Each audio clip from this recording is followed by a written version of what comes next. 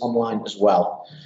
Just to go through the session format, each panel member will get up to 10 minutes to make an introductory presentation about their knowledge, organisational technology capabilities, and a vision for the future of railway and traction technology. The session chair will then pose questions to the panel, including those from the audience. And please, can the remote audience place any questions in the chat, and I'll make sure those are collated.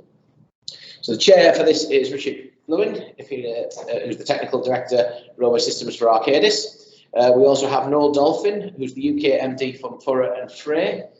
Is Noel around? He's there. Oh, you're there. You're stuck in the corner there, mate. Sorry, Noel. I thought I saw you coming. Denzel Collins, who's the Environmental Specialist at Network Rail. Thank you for being here, Denzel. And we've also got Dr. Pedro Antunes, who's the Principal Research Fellow at University of Huddersfield. Really pleased to have you all here. So, I think we all agree, excellent group of panel. So I'll start by letting Richard do his introduction, and I'll hand over the rec to you now, Richard. Thank you. Thank you very much, Carl. Can everybody hear me? It's not a big room, so it should be okay.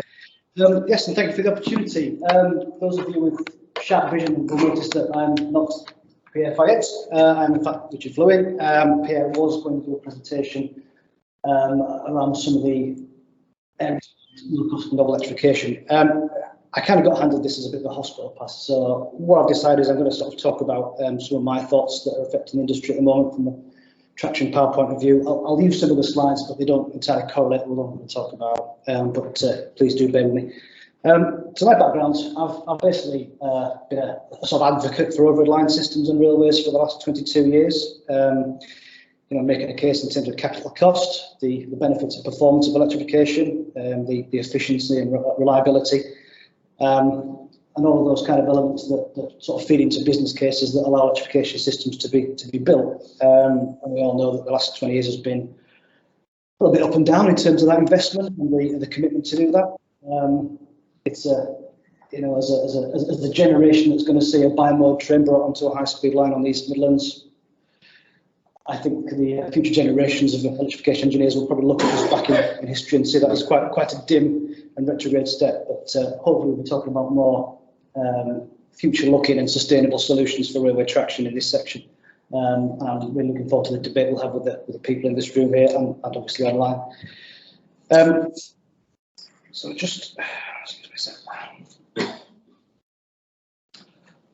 just to very briefly summarise, I think it's been sort of said, and the numbers have been sort of put up there quite a bit. The intent is to get the diesel and passenger trains off the network by 2040, with a full diesel removal by 2050. Clearly, this involves a heavy investments. In both rolling stock and infrastructure. Just tap the next one. Yeah, oh, sorry.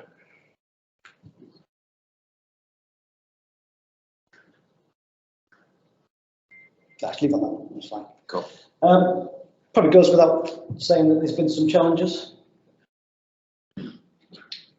The COVID-19 pandemic has obviously been mentioned. It's the way that we use the network, and it's changing the way that the network both requires traction to move trains around when those trains are operational, and it's had a bit of a retrograde step on our pursuit to push modal shift towards passenger and freight railways. Of course, on top of that, we also need to not only reduce the embodied carbon in our railway electrification systems, but we've got to be resilient against climate change as well. So we're starting to see railway assets, there was some shown this morning in pictures, but railway substations are as prone to flooding as any other piece of infrastructure, and we've got to sort of contextualise that when designing and moving forward.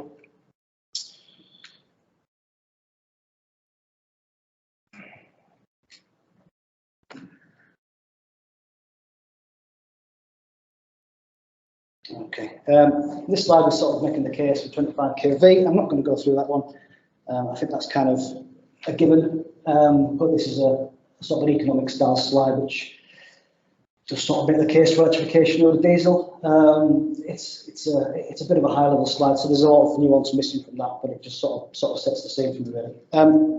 What I really want to talk about is I think the case for electrification in the future has been made, and I think the sustainability of the network and the future strategies will echo that. There was a comment this morning about 86% electrification in the future.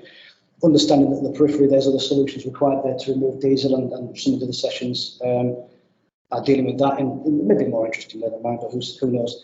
What I kind of want to focus on is actually the existing infrastructure or means where we can actually optimise the existing traction system or future traction systems as a whole in order to give us more reliability and resilience, which is a key word for us. Performance is very important in our infrastructure, and efficiency as well, because whilst we are, a lot of the conversations today has been in and around the electrification of systems, be it buses, trains, or what have you. That electricity is still going to come from somewhere. It's got to be generated, and right now we are still relying on carbon-based fuels to generate some of that power.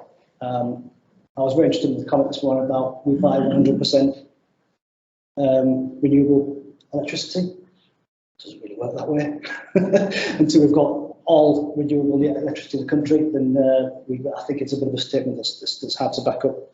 So just from Arcadis' point of view, we've been looking at sort of different things around sort of analytics for optimising systems. We're looking at infrastructure upgrades to optimise and make things more efficient, and we're looking at sometimes train-borne systems.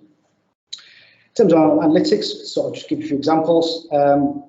We've started to get sort of more powerful at optimising power modelling for railway projects, and producing things that are developing a more accurate and nuanced whole life cost, and these can lead to more efficient designs in your traction distribution network, which is good. It saves you on infrastructure, and future developments in AI and machine learning may help us to sort of optimise some of those things further.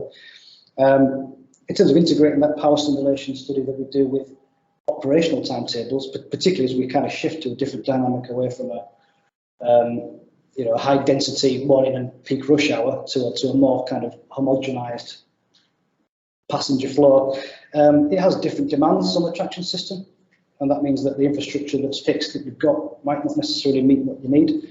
And again, there could be opportunities for rationalising there, taking some substations out, that kind of thing, or indeed eliminating infrastructure where it's not required. So there's some good work in analytics in reducing some of the carbon before we even put a spade in the ground. In terms of infrastructure, we've been looking at things like the Southern upgrade, which is it's a very old electrification system. It's got DC as its underlying principles. The losses on the system are huge, hence the proximity and the density of the substations to each other. We're currently doing a lot of work in helping to upgrade that and try and minimise some of those losses through straight current and through general voltage loss. And that in itself produces a system that's been a lot more efficient in its energy use and is drawing a lot less on the network operator. And then we've got sort of climate change coming in, where resilience to flooding. I think anybody who's designing a traction power substation nowadays needs to take into account the potential for flooding in the area. I know this is a real big problem on TNOs at the moment on a sort of main sort of 400 kV distribution sites where flooding is becoming a real risk now. And these assets aren't that resilient at getting flooded out. So we've got to take the same thinking through to our traction power substation designs as well.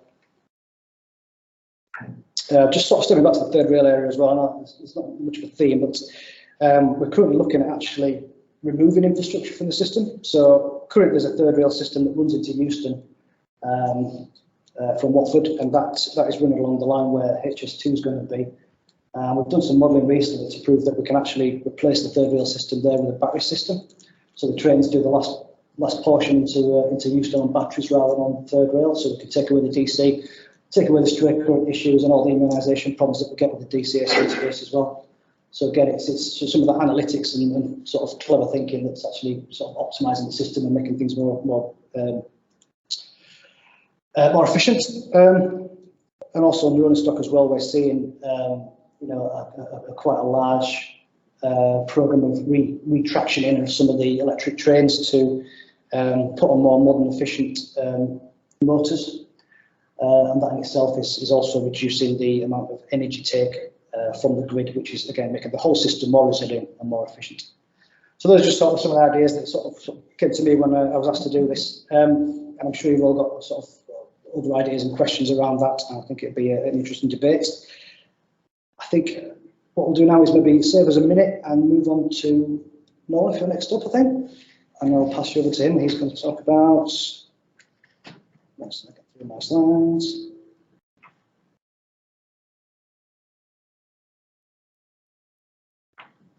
Yeah. That one? Yeah. Okay, thanks, Noel. Afternoon, everyone. Hi, yeah, I'm Noel from Furrer+Frey. Thanks for coming along. It's interesting we're here in Glasgow. It's obviously a couple of weeks before COP26. I was here last week looking at the UK's first fully electric bus depot, also just outside Glasgow. And it was interesting earlier on in Network Rails Scotland to talk about they're already delivering the TDNS, whereas in England, from the slide we saw earlier, they were discussing whether we would have investment decisions for 2029. So I think Scotland for decarbonisation isn't perfect, but it's definitely the place to be in the UK. I've got a very specific case study I'm going through today, which is how do we decarbonise rail freight depots? So why rail electrification? First of all, Rich has already done some really good slides on efficiencies. A little plug for earlier this year as part of RailDecarb21. We developed this Why Rail Electrification report, which really delves into the efficiencies of 25 kV systems and how they compare to batteries and hydrogen as well. So if you want to read more about why 25 kV is an efficient distribution system, there's a link to the report there.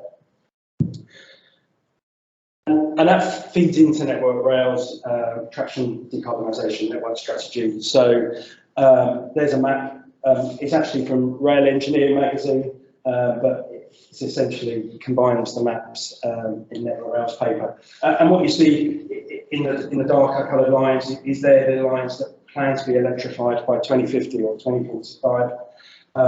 A huge portion of the UK will be electrified over the next 30 years.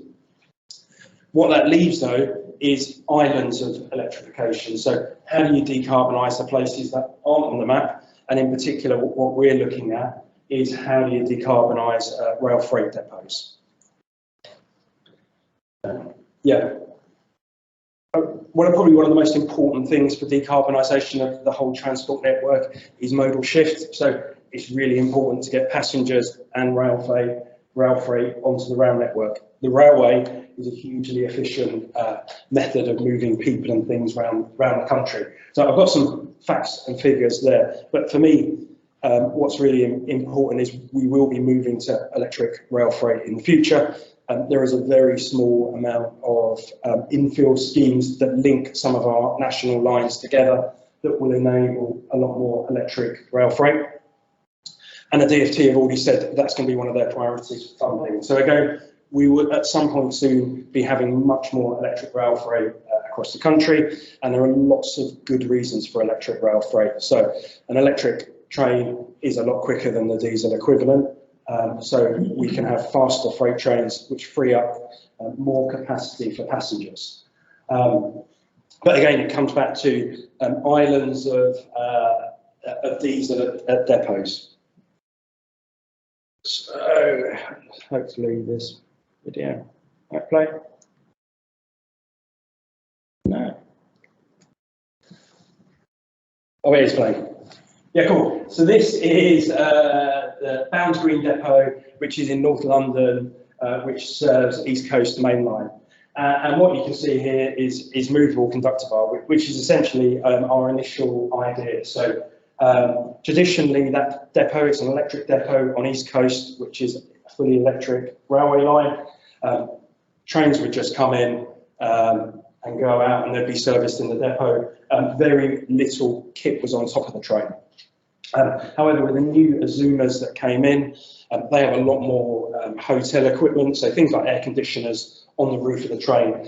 And Hitachi and Network Rail wanted to, well, how do we maintain an electric train on its roof in an electric depot? So we deployed this system, which is a train comes in, at a touch of a button, the electrification moves out the way, and that was real-time speed. and that's interlocked with things like the crane, but also doors onto the gantry, so you can't even get onto the train unless it's unlocked. And we thought, well, couldn't we deploy something like this to rail freight depots?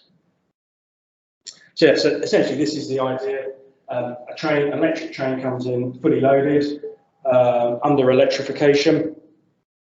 At the touch of a button, the electrification moves out of the way, and you can move whatever it is off or on to the train.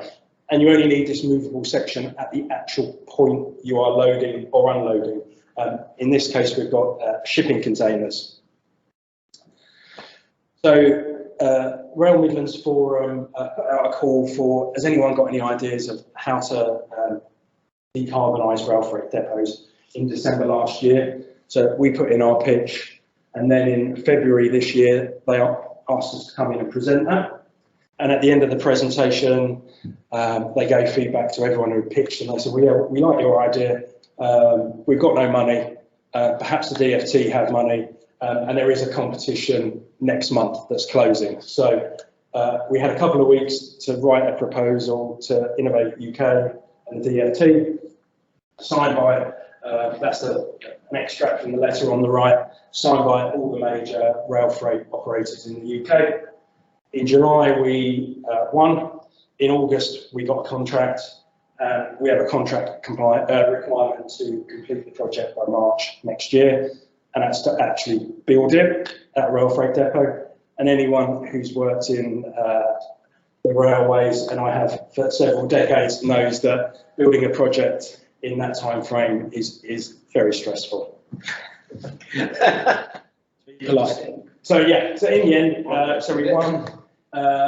Tarmac took the lead, and we had a discussion earlier with Tarmac and Costain in one of the presentations this morning. Essentially, they said, yeah, we've got a really great place to do the demonstration, and that's Dunbar, so on the east coast of Scotland. It's on East Coast Main Line, which links in with the depot I showed a second ago, and it's the cement works there. So it's a huge cement works on an electrified main line, but it's not an electrified depot. On the left is the map of where the trains go and take cement to. You can't really see it, but in the top is Inverness and Aberdeen. At the bottom of the map is Leeds and Manchester. And all those places are either electrified now or will be at some point under the TDNS. So at some point, their entire rail network, where they deliver from Dunbar, will be electrified, but actually their depot won't be. So they'll still be using diesel shunters or some other form of shunter. So they said, this is a perfect site. We know we can have real benefit if we can electrify the depot. And one of the complexities with freight electrification is actually there's lots of different things you put on freight. So you have shipping containers, you have hoppers. So at Dunbar, they use the majority of their freight comes from hoppers, so cement loaded onto wagons. But you also have ground loadings. So there's a lot of aggregates picked up and dumped into wagons. Also at Dunbar, they load actual cement bags onto wagons as well. So they use a hopper and intermodal type of loading as well. This is Dunbar. Hopefully the video. Yeah, so this is Dunbar. These are the one sliding here and here, and this is the electric rail line going through the middle. So what you'll see is it really is completely surrounding an electric railway. We took this drone video just after we won the contract, really just to get an idea of the scale of the site, and it is an absolutely vast factory on an otherwise quite lovely east coast of Scotland. But it provides a huge amount of Scotland's cement, so it's a really important strategic site. Cool. So yeah, so we've done the design. We've looked at physically mapping out how you would load and unload trains. We've ordered materials, and so yeah, we'll be coming back in January on the east coast of Scotland to actually install the equipment. But the big issue we've found with rail freight is, yeah, on the left is an example of how we normally operate system. So this is a nice clean electric rail depot. Yeah, some engineers come in to operate it. On the right, we also visited the Skipton depot, which is aggregates.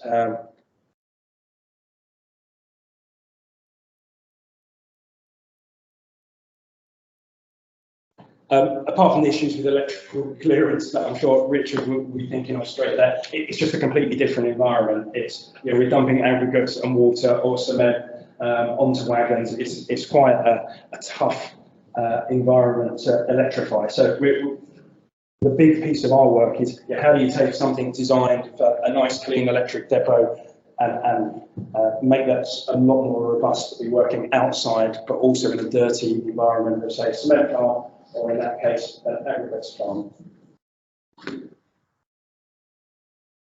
So yeah, this is kind of where we're up to now. As I said, we've done the design, we've ordered the materials, we're coming out.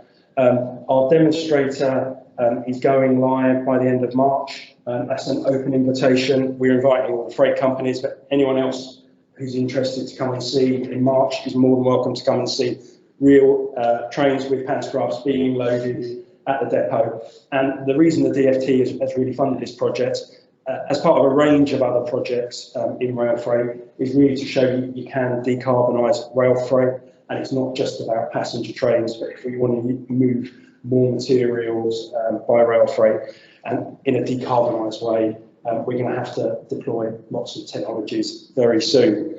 So thank you. I've actually deliberately put the last picture there, which is some Tesco containers, only because particularly with the HGV driver shortage in the past 2 weeks, they've announced they're increasing their rail freight by 50%. So they're going to be moving 90,000 shipping containers a year, I think it is, up from 60,000. So there's a huge potential to move more materials and more things sustainably by rail freight. Thank you.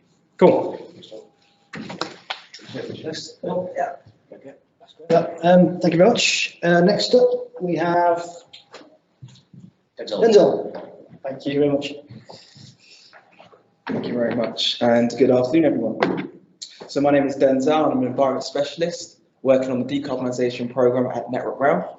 And in particular, I'm going to be presenting on a topic on looking at how we power our traction system with alternative energy sources. Now, before I begin, I've got a question just to set the context and the scene to what we're doing. The Rail Minister, Joe Johnson, in 2018, said that we need to take off diesel-only trains off the track by what year? So hands up if you think it was 2030, 2040, okay, 2050. I must confess, I thought it was 2035. For those that said 2040, you were correct. So 2040 is the year that we're anticipating to take diesel-only trains to the track by 2040. Okay. So here's the agenda for today in terms of my presentation, but the three key messages I want you to take away is to firstly understand the why. Why are we doing what we're doing? Why are we looking at alternative ways to power our traction system? The second is the what. Now, what are the potential problems that Richard has already mentioned about within our traction power system? And how do we start to resolve those? And that's really the third key point. And I'll be focused on a particular technology, energy storage, to see how we can start to solve those issues.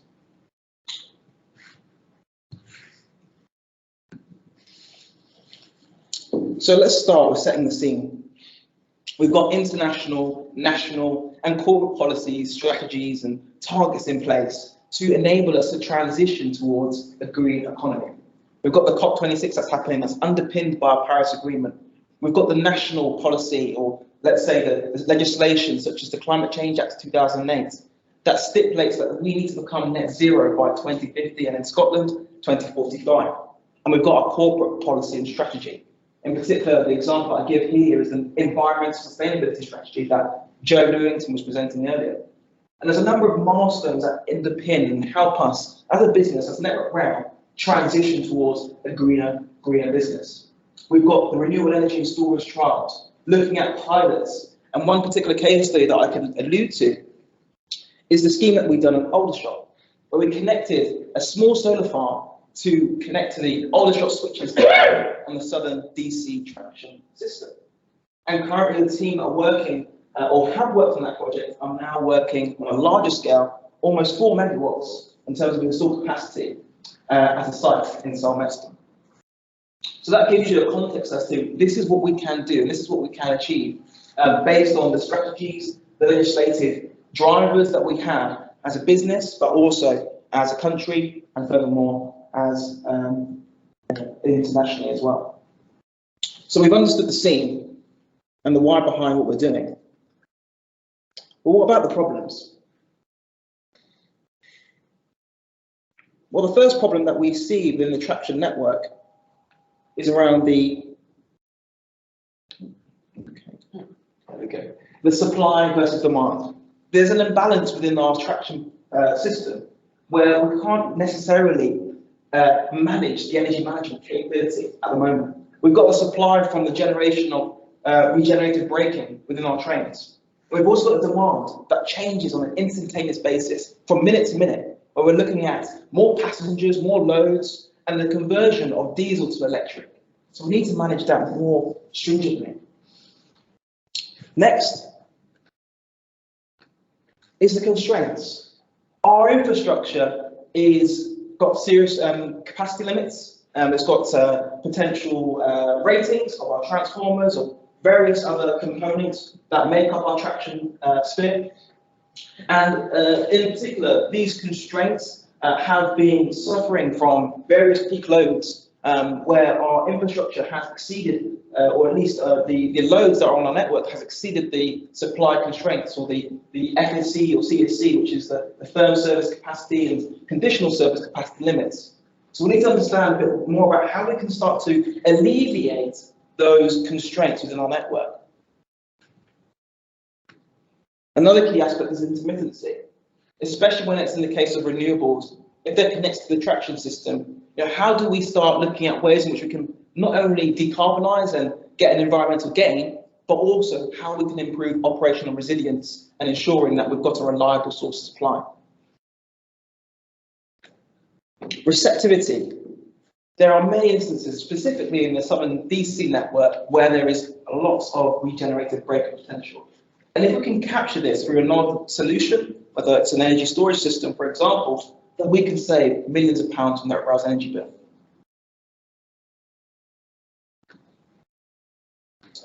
Number 5, oversizing. And it's very linked to the supply constraints, especially in the traction network. There's various peak loads that happen in various different times of the day. But commonly, the infrastructure, the equipment, or at least size and design, is oversized to accommodate those small peak loads. And therefore, that causes great capital costs to be invested into the traction system. And could we start to look at innovative ways, such as energy storage, to alleviate only those short demands, rather than oversize? Okay, and most of these issues and problems that we see are pronounced on the DC network. So how do we start to address these solutions? Well, let's start looking at energy storage. And this is the project that I'm presenting today. We're looking at a trackside solution to enable at least transitioning away from the energy management problems that we experience on a railway into a more sustainable source of electricity. And there's so many benefits, such as enabling the capturing of renewable energy to maximize our self-consumption, to get a gain on decarbonisation, but also to save money from our replacing the existing grid feed. And we've also got the aspect of low peak shaving, specifically where the shaving costs that are associated with peak demands. Minimising investment upgrades is another key benefit to the utilisation of DC traction energy storage. And finally, voltage improvement, specifically at midsections between feeder stations. You can boost the voltage and therefore provide improved train performance within that particular line. So what are the key progress and next steps that are happening with this project? Well, firstly, who's involved? Our power systems team, as well as the Southern Regional electrification and plant community have also been engaged to do some analysis in terms of where in the network or in the lines are we having availability of land, but also poor receptivity to regenerative braking, and furthermore opportunities to capture or at least provide peak lopping. And from that analysis, they have based and identified a trial at Wessex. Since then, we're now moving on towards project development, so understanding the design and development of that solution, to then proceed towards methodology for construction, commissioning and operation of this trial. So now we're having ongoing discussions, not just internally but externally, with Hitachi and other key people that are involved with energy storage, and moving along. So that is all from me, and I'm happy to take any questions. Thank you. I think we're doing all the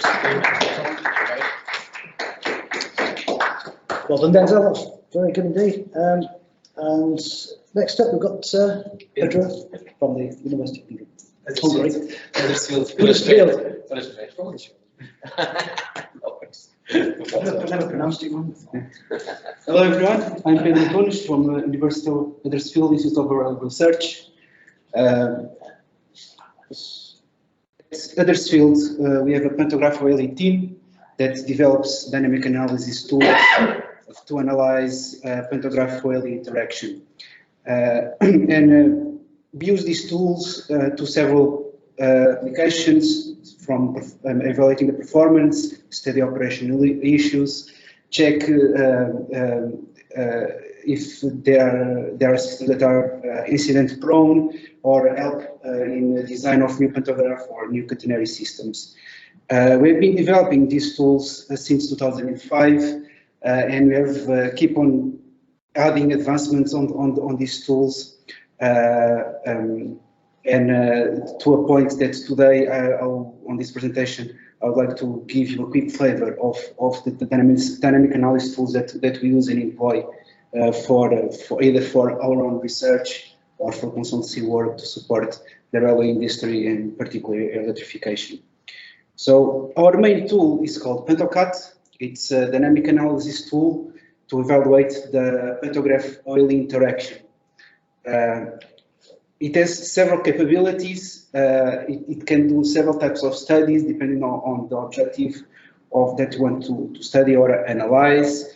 But in short, what we do is we can model whatever type of catenary system, whatever type of OLE system. We can model whatever pantographs that are available, and you can study their interaction, and you can study their interaction according to different compositions of the trains, study different spacings of the pantograph, or study different types of catenary systems, how they will interact and how be used. And we also can study do studies for compliance with the standards. This slide that you're viewing here is just an example of the work we do. This is a part of work that we're doing with our SSB to evaluate contact wire heights at level crossings.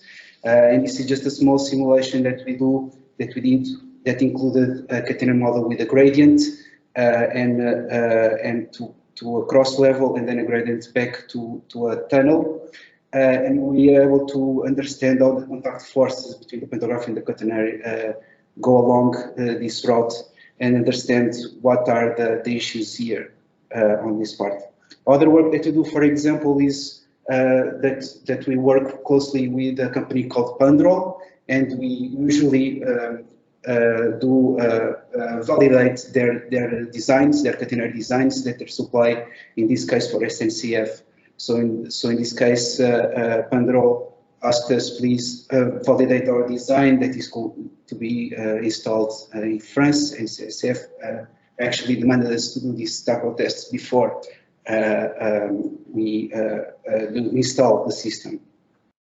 Also, we are working with Numerical in a partnership where they helped us certify the software according to the standards. The software is fully certified, and we are deploying a specialized version of this tool that is quite user-friendly, and will be available for network rail engineers to model their own catenaries, model their own pantographs, and see what results from them, help them better understand what routes have problems, which ones have not. Other big feature from our software, which is, I would say, quite unique, is that we are able to input track geometry to our models. So we can take track geometry either from inspection vehicles or from projects, from project data, and you can introduce it superimposed on our catenary models. And with that, we can build very realistic models. For example, this one is 8 kilometers of track, includes curves, straights, curves with gradients, and irregularities. Just an idea of the type of design data that we use to input on our models.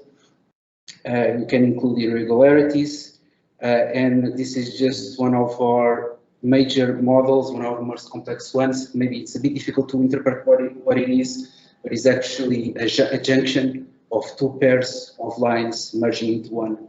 And we're able to do this type of simulations with the help of this version of this dynamic analysis tool. Another advancement that we have done has to do with pantograph models, especially multi-body pantograph models. Usually when we talk about pantograph models with the industry, we are talking about a length mass model, here represented. It's just a Springer damper system, which needs to be identified using laboratory tests. There's no other way to go around it. So they require laboratory tests, and the validity of the model is limited to the type of tests that they are done during this.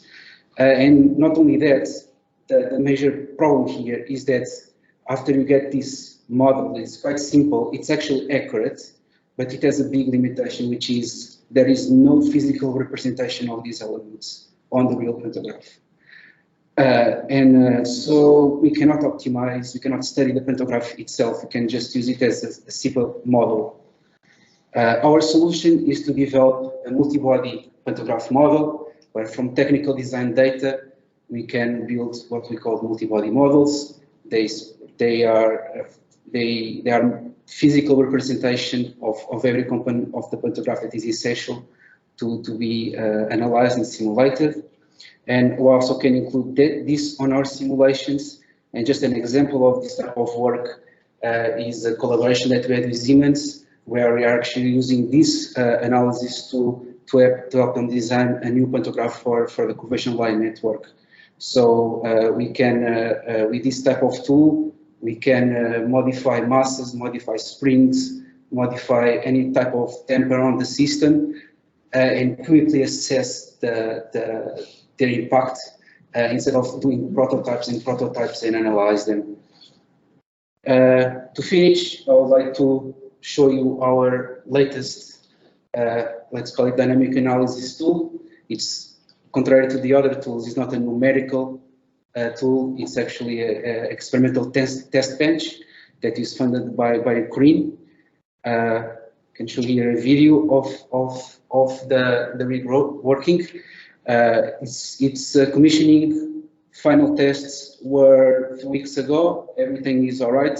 It will soon come into our possession, and it is a very powerful dynamic analysis tool capable of reproducing whatever effects will actuate on the pantograph at around 400-500 kilometers per hour, depending on the type of approximation you want to analyze.